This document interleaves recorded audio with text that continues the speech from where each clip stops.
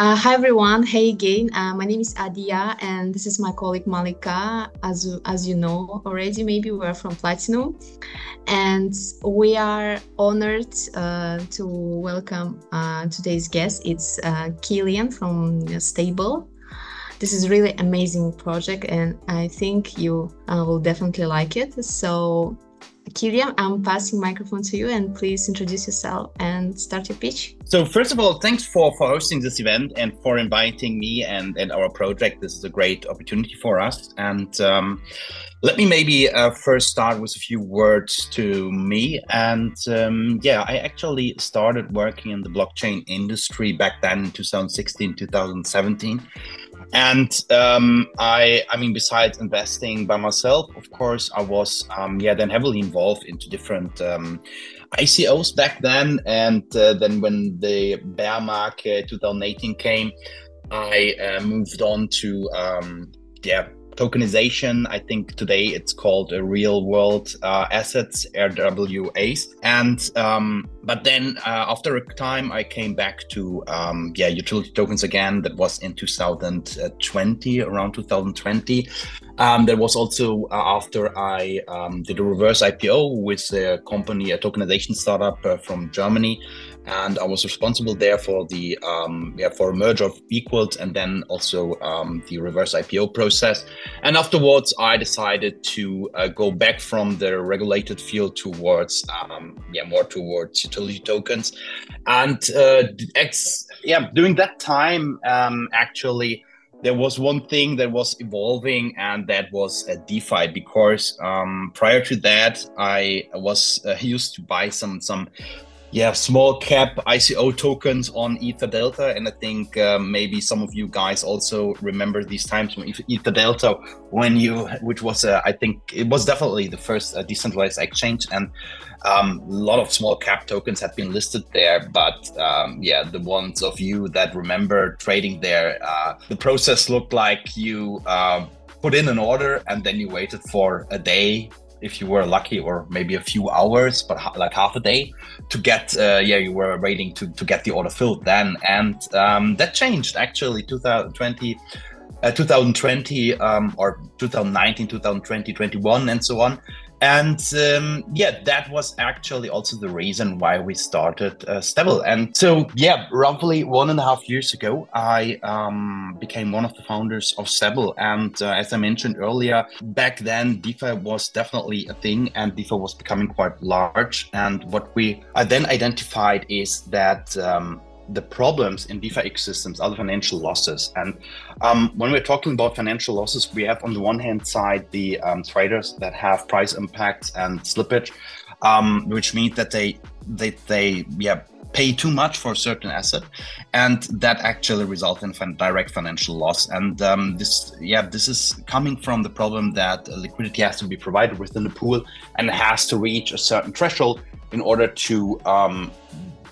for the pool to work without any problems. And on the other hand side, we have the problem of impermanent loss. Impermanent loss occurs. I mean, we went through some scientific research papers, and one of these papers stated that Uniswaps, I think it was back then, it was V2, that 43% of their TVL is exposed to impermanent loss risks. And we actually started asking ourselves, if the traders and the liquidity providers are losing money, where is the money actually going? Who's the one that has the financial benefit here? And when we then combined some public data from our competitors, combined it with our own internal data, we came to the conclusion that the reason for that is arbitrage. So every inefficiency within a decentralized exchange creates a huge opportunity for an arbitrage traders.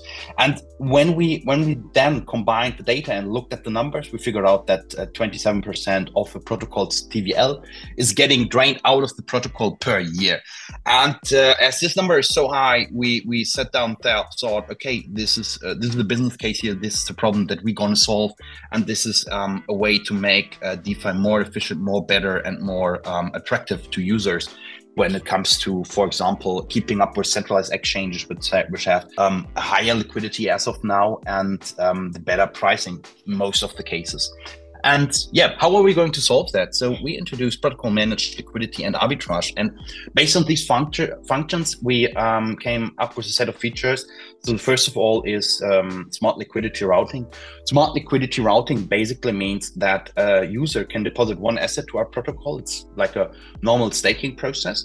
And then our protocol will manage that asset as liquidity and will distribute that liquidity to multiple pools, and then rebalance it in a way that the APY gets optimized and maximized. So that means we can ensure that the liquidity provider has a higher capital efficiency compared to the normal staking process and or to the normal liquidity providing process that we know from Orca or Radium.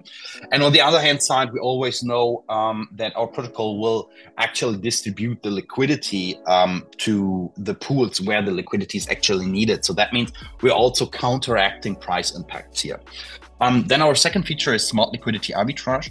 Smart liquidity arbitrage basically means that we are running our own internal and external arbitrage strategies. And we are doing that, of course, on the one hand side to offer the best possible price for our traders. But also on the other hand side, we are trying to keep other arbitrage traders out of our ecosystem. And we are doing that by executing the trades with a 0% fee.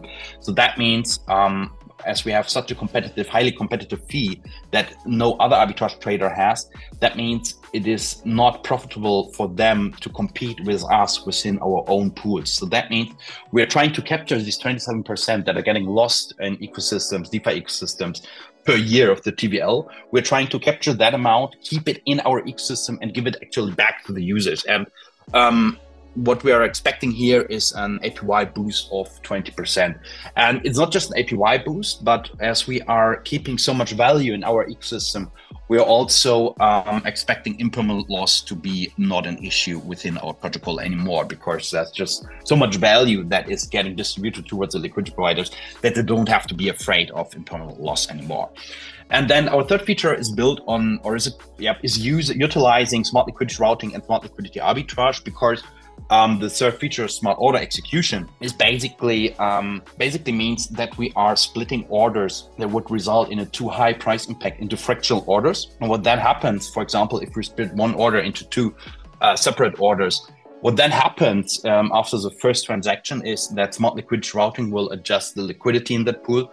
Smart liquidity arbitrage will adjust the price in the pool, that we know the second half of the transaction can be executed with the best possible liquidity in that pool, and also with the best possible execution price within that pool. So this is our third feature. To give you, I'm really sorry, this is actually the wrong presentation. This is a large one. I will just close this one and open the other one, if that's okay with you. So, well, yeah, this was the slide where we were coming from. And this is the next one. So our ecosystem is fueled by our token, which is called a Seble token, STB token. And what we have in place for the STB token is, of course, on the one hand side, it is the token where we will provide all the liquidity for our investors. That also means we will list the token on centralized and decentralized exchanges. But also we have a staking program in place. That means we are distributing 14% of all protocol generated fees towards the staking pool. And but in order to enable other token utilities like governance or the trading discounts, users have to lock their tokens within the staking, within our staking pool. The staking or the lockup period can be between 1 and 30 months. And we are doing that because we want to incentivize our users to, if they participate in governance, we want them to think in the long term and not just in the short term, or do even worse, for example, take out the loan, manipulate the governance process and then pay back the loan and rug pull somehow our protocol or things like that. We want to avoid that by saying, okay, everyone that wants to participate in governance has to be locked in with the tokens for a minimum of 1 month. But also on the other hand side, this reduces the circulation supply of our token. And what we are doing to incentivize our users to go for the longest lockup period, or for a longer lockup period, is we have an APY multiplier. So that means if you go for the longest period, for the longest possible period of 30 months, you will receive an APY multiplier of 4.3x. So that means your position within the staking pool will be 4.3 times the size compared to if you would not lock your token at all. Our token is live on 2 chains, Solana and Ethereum. But of course, with that being said, our protocol is live on Solana. And we are launching our token with an initial market cap of around 1 million, but that actually includes a liquidity of 450,000. And the IDO fully diluted valuation will be 15 million. We're using our token to raise funds. And actually, we closed the pre-seed round that was last year, I think around summer last year. But also we are about to close our seed round. This is actually the presentation. Yeah, we were closing our seed round tomorrow, so this presentation is a little bit ahead of our time. But yeah, our seed round is completely sold out as of now. If someone wants still a small allocation, we can talk about that. Maybe we can reallocate some tokens towards the seed allocation. But we will make all the official announcements tomorrow that it's sold out. We also did some first announcement that the deadline of the seed sale will be by tomorrow.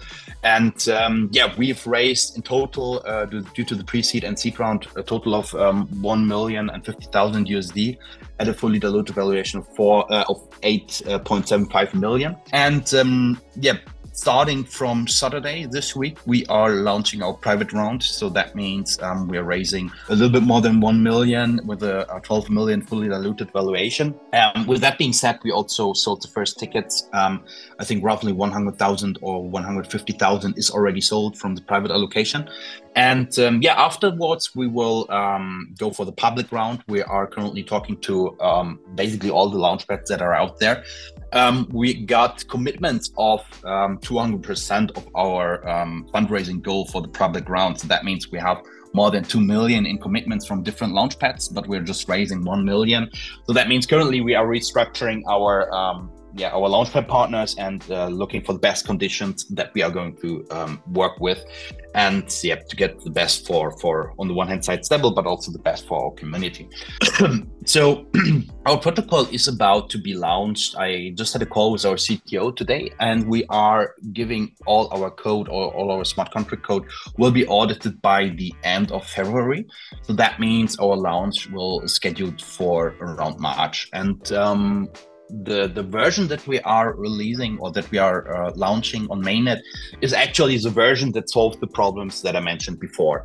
But based on that, we will also, we won't stop developing, of course, because we have a lot of things lined up. And 2 of these things are, so this is our long-term product vision that we will execute this year. So first of all, we will implement a pro user interface. That means we want to offer all the perpetual DEX features to our users. So that means that users can execute limit orders or open leverage or long or short positions. On the one hand side that, and of course, together with the perpetual DEX features, I'm also talking about the candlesticks charts and all the features. But of course, we will also keep the normal swap interface that will be easy to use for beginners, etc. So this is actually one large project that's lined up for this year. And also then the second little bit larger project is STB. This is our AI assistant, because we sat down when the whole hype around AI was there suddenly. We sat down and thought about ways to utilize it in the best possible way. Besides, of course, utilizing AI tools for social media, text creation, content creation, and so on. We thought about ways to utilize AI to improve our product. And we thought, okay, the best thing that AI can do when we are a decentralized exchange, the best thing it can help to get users onboarded, because we see a huge problem between first-time DeFi users and experienced DeFi users, or a huge difference, because if it's your first time interacting with the DeFi protocol, and we've talked to some users from our community and also with some of our investors, it is very difficult to understand how exactly these protocols work, how providing liquidity works, how executing swaps works, and so on. And we want to help our users to make that step by giving them an AI assistant that can help them to get easily onboarded. We also think that this is a huge step towards a more like mass adoption, like move forward in terms of when it comes to DeFi protocols. And so this is actually one part of our Seble AI assistant. But on the other hand side, we also want to implement some features that this assistant can execute certain transactions on your behalf. So that means there is a conditional feature. That means if you say, okay, if this or that event happens, for example, if Bitcoin drops below this price, or if you realize that the Bitcoin ETF gets approved by the SEC, then I want you to go long for Bitcoin, for example. That's also something that we want to implement, but closer towards the end of this year. When it comes to traction, actually this slide is the reason why I have to update the pitch deck quite a few times a day. But yeah, let's talk a little bit about the traction. Let's start with the team. So our CTO comes from very famous Solana DeFi protocols. He used to work for Marinette Finance as a lead developer, and he was also the CTO of One Ring Finance. To give you a little bit of background about Marinette Finance, they had, I think back then to 2021, they had over 1.8 billion as TVL. Then we have our chief product officer. He is actually working half-time for us because doing his main profession, he is actually doing his PhD, and he's specializing in financial mathematics, and his field of research is actually our DeFi inefficiencies and arbitrage opportunities within DeFi ecosystem. So that means he's the right guy when it comes to the question, how can we make a DeFi ecosystem or a DEX more efficient, because he knows all the reasons why they are not efficient. So that means, these are our two most important people when it comes to designing and building our product.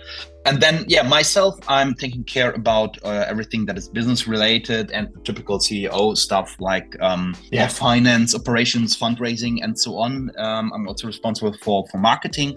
And as I mentioned earlier, in the past, I've worked with a couple of different projects during their ICOs or IDOs, etc. I did a reverse IPO at the Stuttgart Stock Exchange, and I also co-created an IDO launchpad.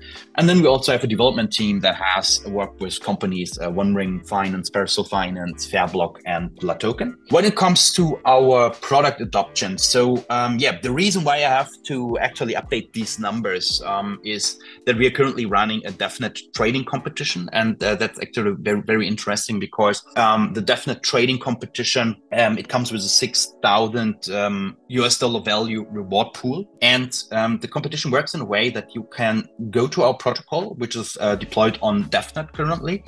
You can claim 5,000 USDT and 5,000 USDC. And then what you then have to do is you have to trade up your portfolio value by the end of this month. And depending on your portfolio size, you will join the leaderboard, and depending on how high you are in the leaderboard, the bigger your reward will be.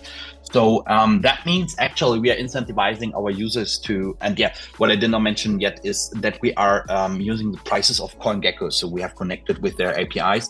So that means users have to take their decisions based on mainnet prices and also mainnet activities. So that means we're simulating mainnet activity on our protocol as well. So this actually is the reason why I think these numbers are quite representative. We have 80 million in 24 hours daily trading volume. I mean, we had it yesterday. Today in the morning, we had like 93 million, but now I think it went back a little bit. We have like 38 million right now, and we have around 20 million TVL. And this is coming from close to 6,000 monthly active users. In terms of our community, we have on Twitter, we have more than 60,000 followers. Our community on Discord is 13,000 followers plus, and we also have some followers on CoinMarketCap. And in terms of the partnerships, we have all the partners in place that we need to, on the one hand side, to get there where we are right now, but also for the future in terms of when it comes to our launch when it comes to our token launch, but also when it comes to our mainnet launch. So this actually is also one of the more important slides that we have, because we sat down wondering ourselves, so how can we gain a huge market share? Because this was a question that we have been asked by quite a larger amount of investors because they said there are already decentralized exchanges within the Solana ecosystem. Why should people start using your protocol and not use Radium or Orca? And that was the reason why we sat down with a couple of growth hacks, and let me go quickly through them as well. So first of all, we are building our protocol in a way that we can be easily integrated with main dApps from the Solana ecosystem. Some famous name among them are Phantom, Soulflare, these two wallets, and of course the Jupiter aggregator. And what's so interesting about these integrations is that these integrations always, once you are integrated there, these apps always will recommend the most efficient price to their users. So that means actually, if you are able as protocol to offer a more efficient price with less price impact, and a price that is closer to the market price, the fair market price, then you will be the first suggestion from Phantom or Jupiter or even Soulflare. So that means this will accelerate our 24 hours volume growth. And then the second thing is we are forming partnerships with institutional trading or liquidity providing firms, because we have clear USPs that we can mention there. And of course, for the trading firms, it is the pricing mechanisms on our protocol. It is more efficient compared to our main competition from Radium or Orca, because we are doing our own arbitrage strategy. So that means we also know the prices on our protocol. We always know that they are the fairest market prices that are available. And also for the liquidity providing firms, due to the fact that we are preventing our protocol from the value drain and keep more value within our protocol, this is a clear USP for liquidity providers, as our APY will be higher compared to our competition. Then we want to actively reach out to projects, because each project that lists a new token brings us actually 3 of our main KPIs: total amount of users, trading volume, and TVL. And our value proposition towards projects is actually due to the way how our pools work, because we have 2 main differences between compared to our competition. So first of all, users can bootstrap liquidity within our pools. So that means if you initiate a pool, you can, for example, you can take 80% of the pool value in your token and only 20% of the pool value in USDC. You can set a higher swap fee so that it will attract more liquidity and also more USDC liquidity. And then you can bootstrap liquidity. Once you have bootstrapped enough liquidity, you can put that fee back to a more competitive fee, for example. So that actually means the capital requirement for projects to launch a token on our protocol is way less compared to Orca and Radium, where we have to deposit 50-50, both assets 50-50. Then also when it comes to launching multiple markets, if you, for example, as a project want to go for 2 different markets, your token and USDC, and another market is your token and Solana, for example, then you have to create 2 pools with 2 times the 50-50 liquidity, right? This is different on our protocol because we have pools that can contain up to 8 different assets. So that means you can easily just go ahead, create a pool with, let's say, 60% your token, 20% Solana, and 20% USDC. And then users can swap between all these 3 assets by only interacting with 1 liquidity pool. So this is actually also a second reason why projects are saving a lot liquidity when they initiate their first markets on our protocol compared to other protocols. And then we also have some definite trading, in brackets definite. That's what we are doing right now at the moment. Of course, we want to attract users to join. We want to incentivize them to use our protocol, to interact with our protocol. We have a set of another initiatives lined up. Also, mainnet activities like liquidity providing incentives and so on, where we also where we want to use our token to incentivize users to use our protocol. We also want to do huge airdrops, which are very famous right now in the Solana ecosystem. We have a couple of things lined up here. And last but not least, we are also launching a KOL campaign, and this will be executed by Pulse Finance, because they are also so we signed 2 different agreements with them. We have one agreement for our public IDO, and we have a second agreement that is a marketing partnership. And that's the reason why they are taking care about our KOL campaign. And that will be also launching quite soon within the next couple of weeks, I think. So yeah, thank you very much. That was everything so far from my side. Thank you, Kian.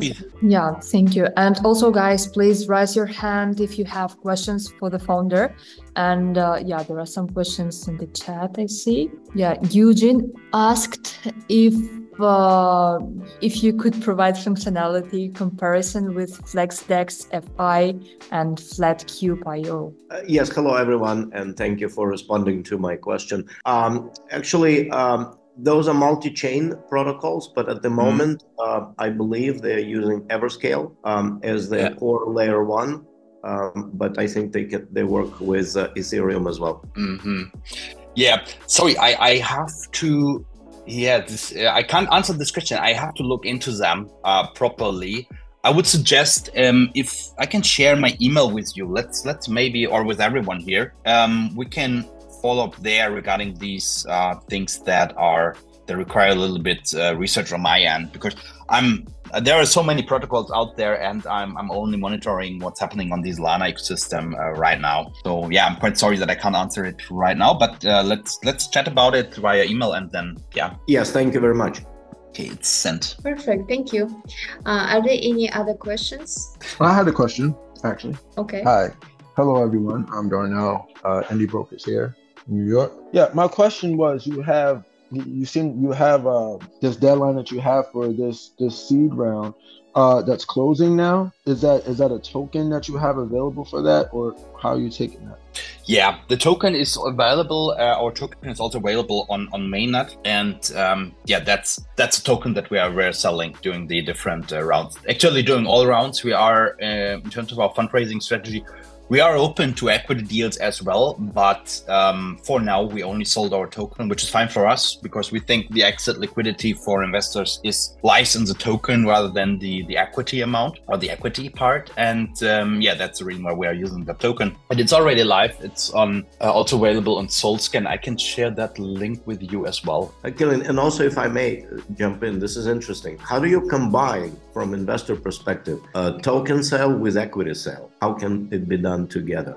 I'm curious. Thank you. Yeah. So actually, this process is works. I mean, they both are working in a parallel way. So there is not really any combination between both of them. Besides that, the money that we would raise via equity would be used in the same way like we're using the money that we're raising from the token sale. But besides that, it's a completely different process. These are two completely separate ways of investment. And as the demand for the token is way higher, we are also taking more care about the token. We're focusing on launching the token. We're focusing on providing enough liquidity for the token to give our investors the exit opportunity within the public markets. And when it comes to equity, of course, there could be a case that we say, okay, that, for example, our company Seble is holding tokens and staking them, of course, because actually how it works, it's a little bit more complex. We are not generating any fees that are for Seble. Instead, Seble is only a holding company of a token amount of the reserve that will also be staked. And that means we are not in a different position compared to any other token holder here. So that means if you would become an equity investor, it would actually also mean that you would be a shareholder of a company that just holds tokens and earns money from these tokens and pays the staff from the tokens. So it's actually, in the end, it's very similar if you invest directly in the token or equity, because in the end, it's always about the token. There are no other revenue streams rather than the token revenue stream. I hope that answered your question. Well, it does in a way. So essentially, it is the token that an investor holds, except that in certain cases, it's not direct ownership, but it's owned through owning like a fiat legal entity in some jurisdiction, which in turn owns some tokens. Is that correct? Yes, exactly. Okay, thank you. Okay, thank you, Eugene. Are there any other questions? Okay, so Kian, I have also a question from myself. As we have some founders here in this call, maybe you can share like how did you raise money? How did you approach to investor? Like your methods? What kind of method did you use on fundraising stages? Where should I start? Because fundraising is, I think, one of the more challenging things when you are founding a company or a startup. Of course, you have to get everything together, like, for example, a proper website that clearly states out your USPs over the competition, etc. You have to get a proper documentation together. You have to, what we, for example, also have is we have a blurb, which is on Notion, and from there we have all the information together that we share with investors. From that blurb, you can access also a data room where all the documentation is ready for all due diligences. And once you have all that together, you can start approaching investors. But of course, before that, actually, it would be great to build a community, to start building a product, because that's also something investors want to see. And we have raised funds doing a very, very hard bear market. So especially during these times, it's way more important to have, in the first place, a product, to build a product, a competitive product that also could survive a bear market. And then in the second place, it's always important that you have a community. And when you then have all that put together, and then this takes a couple of months, definitely half a year minimum. Once you have all that together, you can start approaching investors. What we did, we've worked with a couple of investment advisors or people, other investment funds, etc., that actually have a great investor network. So by doing this, you can leverage networks which would take a huge amount of time for you to build them by yourself. It's way more efficient if you utilize other existing networks rather than building your own network and visiting every crypto event each week and just be on the plane and in different hotels. This is something that is way too inefficient. So utilizing other investment networks is very, very, very helpful here. But also what we did, has proven very, very extremely successful, is to present your project via the right channels. And they are all for free. So first of all, CoinMarketCap is very important. You can utilize CoinMarketCap, get a proper profile there, get all the data together, get all the information together, and present your company in a very good way. And sign up for the ICO calendar there. They have a huge amount of traction, huge amount of web traffic. And if you are one of the project that is on CoinMarketCap, you will gain a lot of attraction from users, investors, etc. And it's all for free. But of course, you can also do that with several other platforms as well. DeFi Llama, for example. I'm not sure, maybe CoinGecko, but also some other like stores. Magic Store, which is like a web store for decentralized or Web3 protocols or products. Same for Musi, for example. So also good recommendation is to leverage all these platforms that are out there that are basically for free and be listed there and drive traffic towards your project and gain attention by users and investors. Thank you so much. Any questions, anyone? Sorry, no, I was just going to add to Kian there. I'm sorry, I've been quiet. My camera isn't working correct. I was going to say you can't underestimate the value of a really strong lead, and I believe it was Zemu Ventures that turned me onto this project a while back. And they have a great analysis team, and they're really deep expertise in the space. And I think it was talent that introduced us. So I have a few other questions that I'll do in our Telegram chat. But was just going to add, it's always good to find a good lead because they'll help you raise funds. They'll introduce you to other funds that we all share a lot of deal flow with similar funds. And you really did good bringing them on board because they're a great value add, and they've told me really good things about you. Thank you. Yeah, that's true. Of course, it always matters with whom you are gonna work together. And what I have to say, there are a lot of good people out there in the blockchain space that are helpful, that are good for a project, and it does not only apply for VCs. It also applies for everyone that you're working with. It can be launch pads, it can be market makers, it can be marketing agencies, it can be advisors. There are always good people, but then there are always also people that are there for the quick money and offer you terms where you think, okay, this is not appropriate actually. And be careful with that. That's, I think, one very important advice. Be careful with these people that just want to squeeze value for themselves out of you, out of your project, and choose the right people. And Zemo VC is definitely one of the right people here. Yeah, thank you. Any other questions?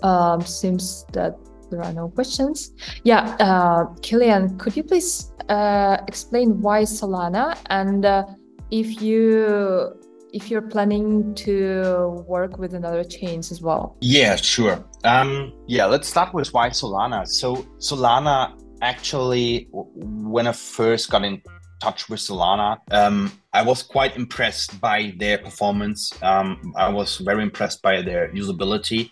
I'm a huge fan of the Phantom wallet, for example. If you compare that to MetaMask, it's a huge difference. And when it comes to the efficiency, I'm talking about two different things. It's, of course, on the one hand side, the order or the transaction execution, but also on the other hand side, the pricing, which is way more competitive compared to all the EVM chains. And we don't have to talk about Ethereum here. I have paid so much money during the last recent weeks for Ethereum transactions. So, when it then, of course, on the one hand side, it was a huge opportunity to build a product in a new evolving ecosystem rather than betting on an ecosystem that was already older and where the market has been just more saturated due to the way how things work. If the ecosystem is older, there are more protocols that you have to compete with, of course. This was actually one argument for choosing a different ecosystem rather than EVM ecosystem. But also, secondly, when we are talking about things like protocol managed liquidity, and if we are talking about increasing the capital efficiency by letting the protocol manage the liquidity, that means it requires a lot of transactions to push the capital efficiency to numbers that we haven't seen in other protocols, because they are not utilizing that, for example. If you then look at the blockchain choices, then EVM becomes a little bit difficult, especially Ethereum becomes difficult because it's just too expensive to make a lot of transactions, to rebalance liquidity allocations between different liquidity pools, because the transaction fees will kill that what you have as a capital efficiency gain here. And so that means we all, in terms of our concept, we have been relying on a chain that is highly efficient when it comes to the pricing of the transactions. All right. Thank you so much, Kian. And if there's no other questions, I think we can finish here. Yes, thank you again for your contribution, Kian. It was really amazing pitch, and thank you everyone for coming and for your questions. Have a nice day, evening, or morning, whenever you are, and see you next week. Perfect. Thank you so much. Thank you very much.